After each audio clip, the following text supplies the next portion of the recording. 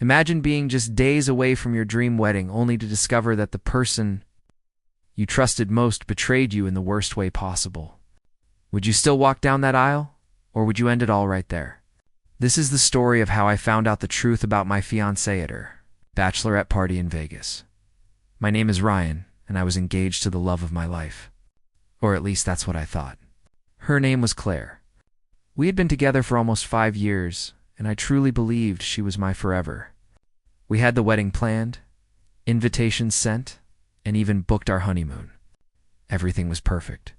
Claire was excited for her bachelorette party. She and her friends planned a weekend in Las Vegas. I wasn't worried.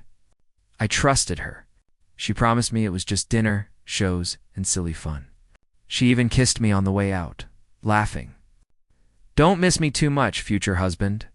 The first night, she sent me photos with her friends at dinner and a show. They were all smiles, holding drinks, looking like they were having the time of their lives. But on the second night, the update stopped. No texts, no calls, nothing. At first, I told myself it was fine. She was probably just busy. But deep down, I felt uneasy. That feeling turned into reality the next morning when I got a message from one of her bridesmaids. The bridesmaid, who clearly felt guilty, sent me a short text. Ryan, you deserve to know. Claire crossed a line last night. She hooked up with a guy at the club. I can't keep quiet. My hand shook as I read those words. I called her immediately, but she didn't answer. I called again and again. No reply. Hours later, she finally texted, Hey babe, sorry my phone died. Everything's great. Can't wait to see you.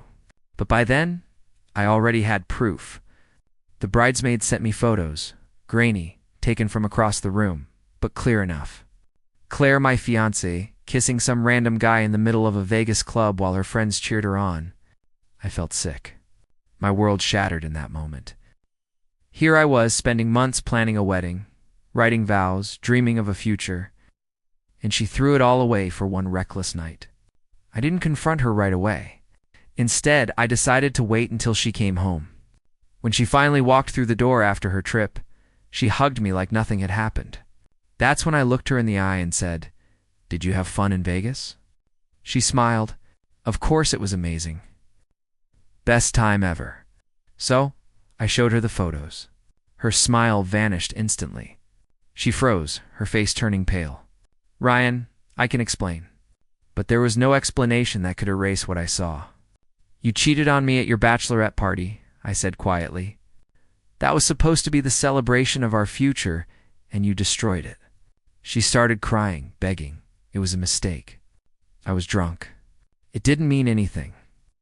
But I was done. It meant enough for you to betray me. We're not getting married. It's over. The wedding was just 2 weeks away, but I called it off immediately. I informed my family, my friends, and even the venue.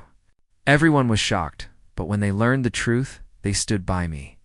Claire's family tried to pressure me, saying I shouldn't ruin everything over one mistake, but I stood firm. The hardest part was canceling what I thought would be the happiest day of my life. But in the end, I realized I had dodged a bullet. Marrying Claire would have been a bigger mistake than losing her.